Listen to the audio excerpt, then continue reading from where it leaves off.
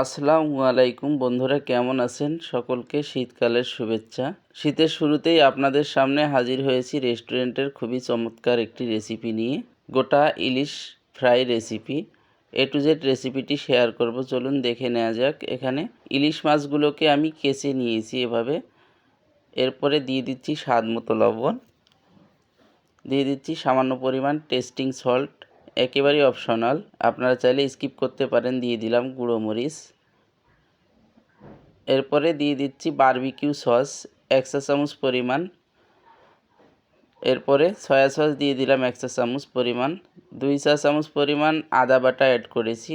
দিয়ে দিচ্ছি রসুন বাটা 2 চা চামচ পরিমাণ। এরপরে এখানে অ্যাড করতেছি জিরার গুঁড়া 3 চা চামচ পরিমাণ এবং ধনিয়ার গুঁড়া 3 চা চামচ পরিমাণ এবং সামান্য পরিমাণ গরম মশলা অ্যাড করলাম 2 চা চামচ পরিমাণ। দিয়ে দিলাম সরিষার তেল 250 গ্রাম পরিমাণ। এরপরে দিয়ে দিচ্ছি টমেটো সস 2 চা চামচ পরিমাণ। উপকরণগুলো দেওয়া শেষ, এখন ভালোভাবে মেখে নিতে হবে। রেস্টুরেন্টে ইলিশ ফ্রাইয়ের ব্যাপক চাহিদা রয়েছে। এটি মূলত আমরা খিচুড়ির সঙ্গে প্যাকেজ হিসেবে বিক্রি করে থাকি। আপনারা চাইলে ভাত ও পোলাওয়ের সাথে এই ইলিশ ফ্রাই খেতে পারেন।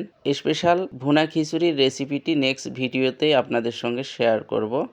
আপনারা অবশ্যই সেখান থেকে দেখে নেবেন রেস্টুরেন্টে আমরা ভুনা খিচুড়ি কীভাবে তৈরি করে থাকি। দেখুন মাছগুলো ভালোভাবে মেখে নেওয়া হয়ে গেছে। এটাকে মেরিনেশন করেছি। দেখুন আধা ঘন্টার মতো মাছগুলো মেরিনেশন হয়েছে। এখন ফ্রাই করে নেওয়ার পালা। এদিকে বেগুন ভাজি করে নিব, এজন্যই লবণ হলুদ মরিচ দিয়ে মাখিয়ে নিয়েছি বেগুনগুলোকে। তাওয়ার মধ্যে ফ্রাই করব। দিয়ে দিচ্ছি সরিষার তেল। ইলিশ ফ্রাইয়ের জন্য সরিষার তেল অবশ্যই দিয়ে দিবেন।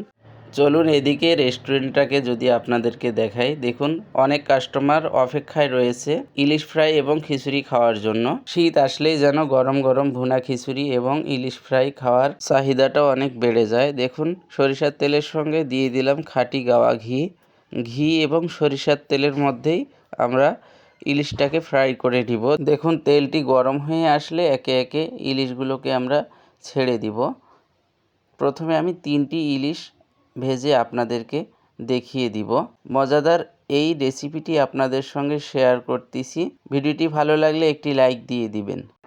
ইলিশগুলো ছেড়ে দেওয়ার সাথে সাথে নেড়ে ছেড়ে দেওয়ার দরকার নেই, একটু অপেক্ষা করুন। নিচের পিঠ ভালোভাবে ফ্রাই হয়ে গেলে আলতোভাবে উল্টিয়ে দিতে হবে, নয়তো ইলিশগুলো ভেঙে যাওয়ার সম্ভাবনা থাকে। দেখুন একটু পরে আমি এগুলোকে আলতোভাবে উল্টিয়ে দিব। নিচের পিঠ ভেজে নেওয়া হয়ে গেলে এভাবে আলতোভাবে উল্টিয়ে দু পিঠে লাল লাল করে ভেজে নিতে হবে। পাশাপাশি আমি ছেড়ে দিচ্ছি বেগুনগুলোকে। ইলিশের সঙ্গে বেগুন ভাজা এবং ভুনা খিচুড়ি একসঙ্গে সার্ভ করব, এজন্য বেগুনগুলোকে ইলিশের সঙ্গে ফ্রাই করে নিচ্ছি। একটু পর পরে উল্টিয়ে দিচ্ছি বেগুনগুলোকে এবং ইলিশগুলোকে দু পিঠে লাল লাল করে ভেজে নিতে হবে। রেস্টুরেন্টের সুন্দর রেসিপিটি আপনাদের সঙ্গে শেয়ার করতেছি। কেমন হলো অবশ্যই কমেন্ট করে জানাবেন। আর এই ইলিশ ফ্রাই আপনারা বাসায় একবার হলেও ট্রাই করবেন। দেখুন ইলিশগুলো কত সুন্দরভাবে ভেজে নিয়েছি লাল লাল করে। এখন গরম গরম খিচুড়ির সঙ্গে ইলিশগুলোকে সার্ভ করব। দেখুন খিচুড়ির পাশাপাশি দিয়ে দিলাম ইলিশ এবং বেগুন ভাজা। প্লেটে দেখতে পাচ্ছেন যে ভুনা খিচুড়ি, স্পেশাল ভুনা খিচুড়ির রেসিপিটি আমি নেক্সট ভিডিওতে আপনাদের সঙ্গে শেয়ার করব।